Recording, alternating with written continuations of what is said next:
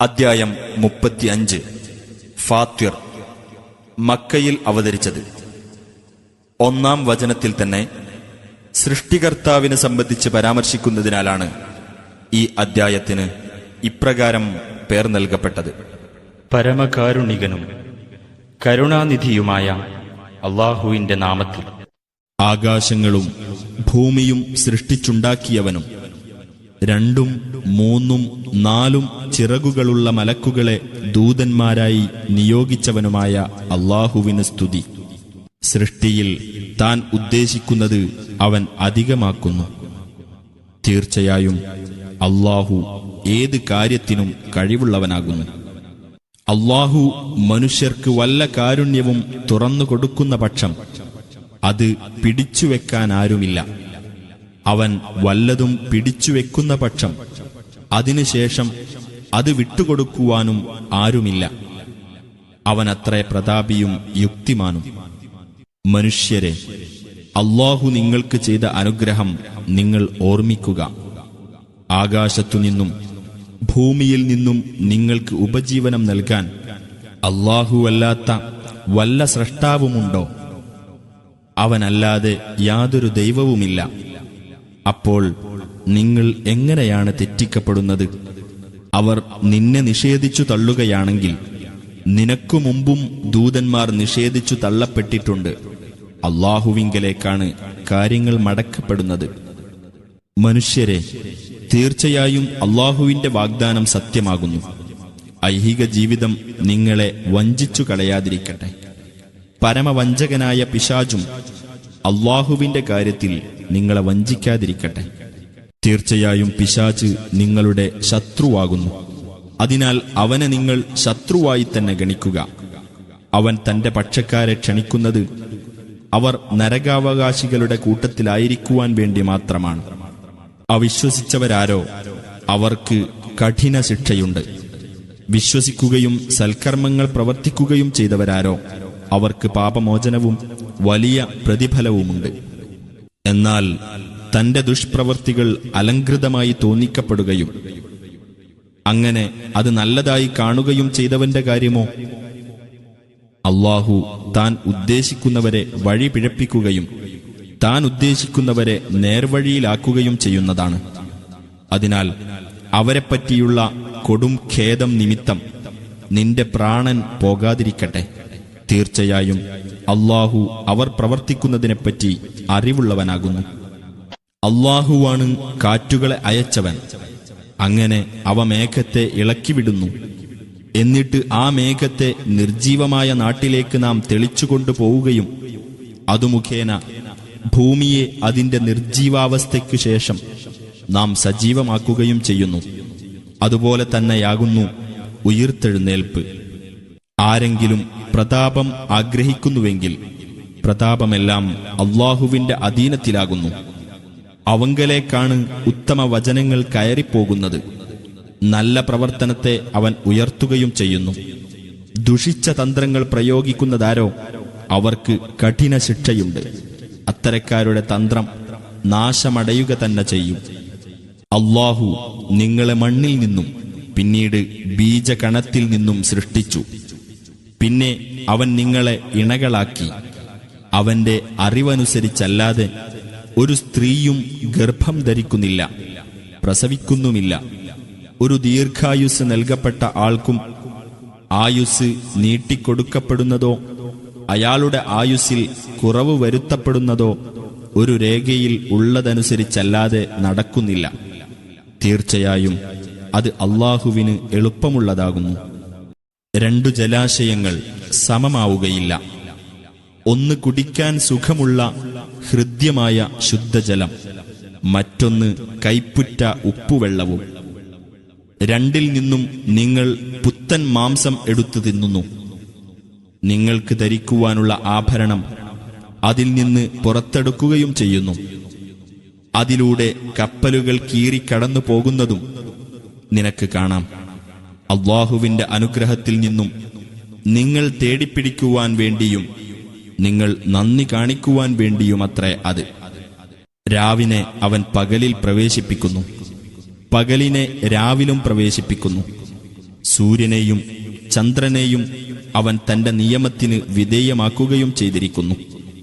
അവയോരോന്നും നിശ്ചിതമായ ഒരു പരിധിവരെ സഞ്ചരിക്കുന്നു. അങ്ങനെയുള്ളവനാകുന്നു നിങ്ങളുടെ രക്ഷിതാവായ അല്ലാഹു. അവനാകുന്നു ആധിപത്യം. അവനു പുറമെ ആരോട് നിങ്ങൾ പ്രാർത്ഥിക്കുന്നുവോ അവർ ഒരു ഈന്തപ്പഴക്കുരുവിന്റെ പാട പോലും ഉടമപ്പെടുത്തുന്നില്ല. നിങ്ങൾ അവരോട് പ്രാർത്ഥിക്കുന്ന പക്ഷം അവർ നിങ്ങളുടെ പ്രാർത്ഥന കേൾക്കുകയില്ല. അവർ കേട്ടാലും നിങ്ങൾക്കവർ ഉത്തരം നൽകുന്നതല്ല. ഉയിർത്തെഴുന്നേൽപ്പിന്റെ നാളിലാകട്ടെ നിങ്ങൾ അവരെ പങ്കാളികളാക്കിയതിനെ അവർ നിഷേധിക്കുന്നതുമാണ്. സൂക്ഷ്മജ്ഞാനമുള്ള അല്ലാഹുവെപ്പോലെ നിനക്ക് വിവരം തരാൻ ആരുമില്ല. മനുഷ്യരെ, നിങ്ങൾ അല്ലാഹുവിന്റെ ആശ്രിതന്മാരാകുന്നു. അല്ലാഹുവാകട്ടെ സ്വയം പര്യാപ്തനും സ്തുത്യർഹനുമാകുന്നു. അവൻ ഉദ്ദേശിക്കുന്ന പക്ഷം നിങ്ങളെ അവൻ നീക്കം ചെയ്യുകയും പുതിയൊരു സൃഷ്ടിയെ അവൻ കൊണ്ടുവരികയും ചെയ്യുന്നതാണ്. അത് അല്ലാഹുവിന് പ്രയാസമുള്ള കാര്യമല്ല. പാപഭാരം വഹിക്കുന്ന യാതൊരാളും മറ്റൊരാളുടെ പാപഭാരം ഏറ്റെടുക്കുകയില്ല.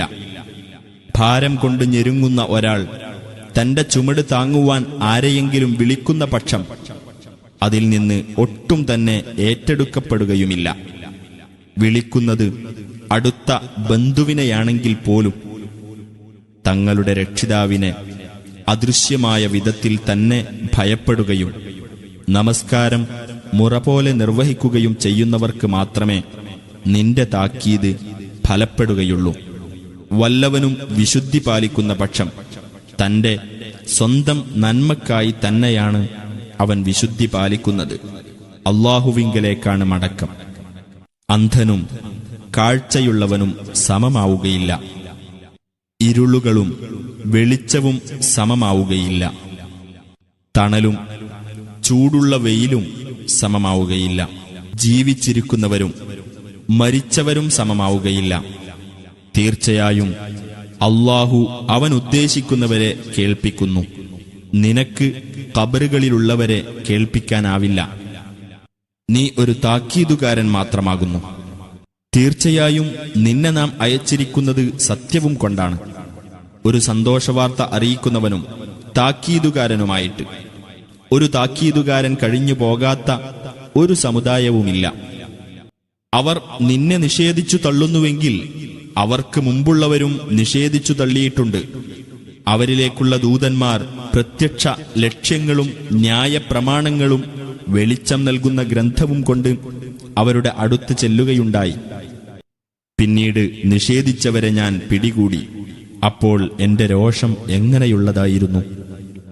നീ കണ്ടില്ലേ, അല്ലാഹു ആകാശത്തുനിന്നും വെള്ളം ചൊരിഞ്ഞു.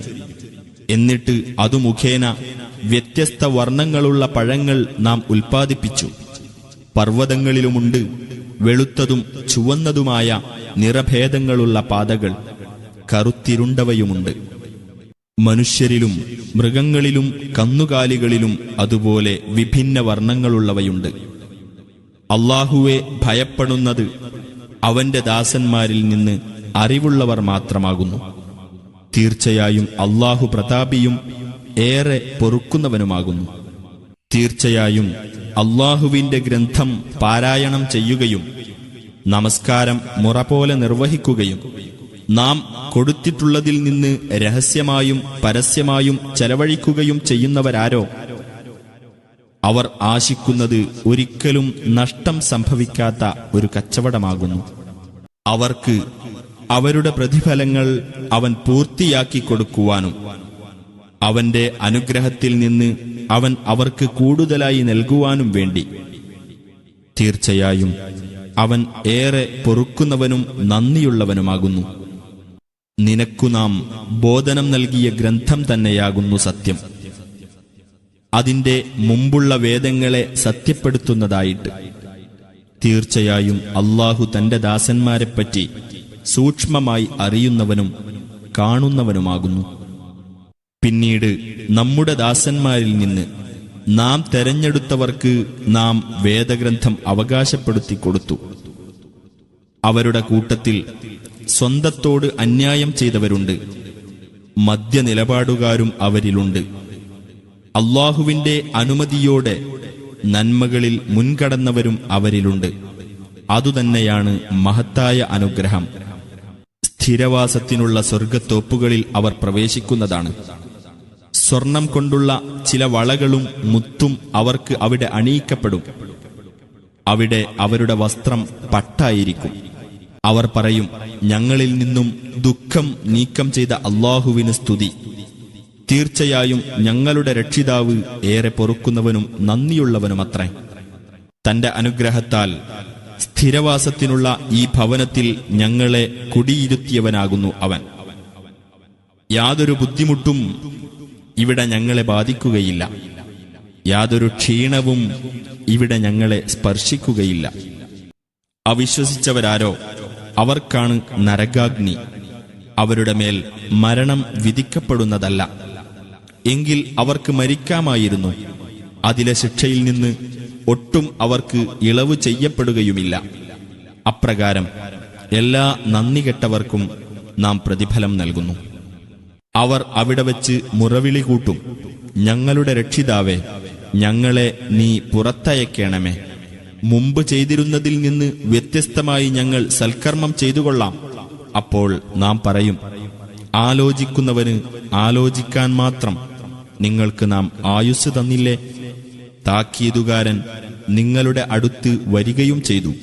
അതിനാൽ നിങ്ങൾ അനുഭവിച്ചുകൊള്ളുക, അക്രമികൾക്ക് യാതൊരു സഹായവുമില്ല.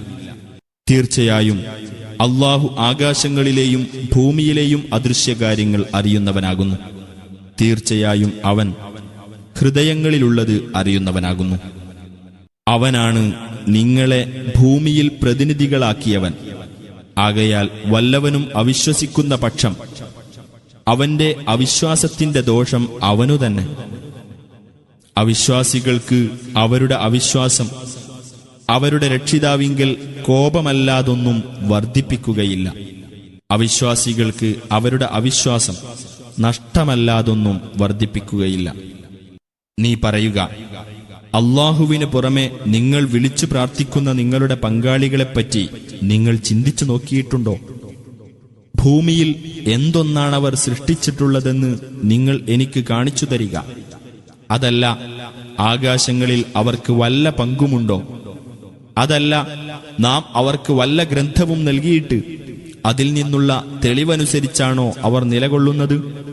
അല്ല, അക്രമകാരികൾ അന്യോന്യം വാഗ്ദാനം ചെയ്യുന്നത് വഞ്ചന മാത്രമാകുന്നു. തീർച്ചയായും അല്ലാഹു ആകാശങ്ങളെയും ഭൂമിയെയും യഥാർത്ഥ സ്ഥാനങ്ങളിൽ നിന്ന് നീങ്ങാതെ പിടിച്ചു നിർത്തുന്നു. അവ നീങ്ങിപ്പോകുകയാണെങ്കിൽ അവനു പുറമെ യാതൊരാൾക്കും അവയെ പിടിച്ചു നിർത്താനാവില്ല. തീർച്ചയായും അവൻ സഹനശീലനും ഏറെ പൊറുക്കുന്നവനുമാകുന്നു. തങ്ങളുടെ അടുത്ത് ഒരു താക്കീതുകാരൻ വരുന്ന പക്ഷം തങ്ങൾ ഏതൊരു സമുദായത്തെക്കാളും സന്മാർഗം സ്വീകരിക്കുന്നവരാകാമെന്ന് അവരെക്കൊണ്ട് സത്യം ചെയ്യാൻ കഴിയുന്നതിന്റെ പരമാവധി അവർ അല്ലാഹുവിന്റെ പേരിൽ സത്യം ചെയ്ത് പറഞ്ഞു. എന്നാൽ ഒരു താക്കീതുകാരൻ അവരുടെ അടുത്തു വന്നപ്പോൾ അത് അവർക്ക് അകൽച്ച മാത്രമേ വർദ്ധിപ്പിച്ചുള്ളൂ. ഭൂമിയിൽ അവർ അഹങ്കരിച്ചു നടക്കുകയും ദുഷിച്ച തന്ത്രം കൈക്കൊള്ളുകയും ചെയ്യുന്നതിനാലാണ് അത്.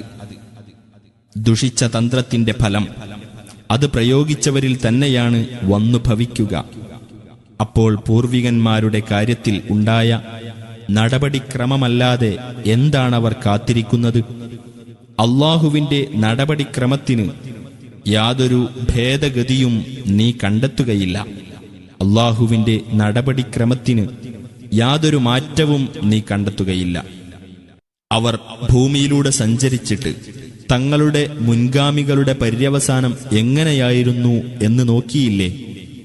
അവർ ഇവരെക്കാൾ മികച്ച ശക്തിയുള്ളവരായിരുന്നു.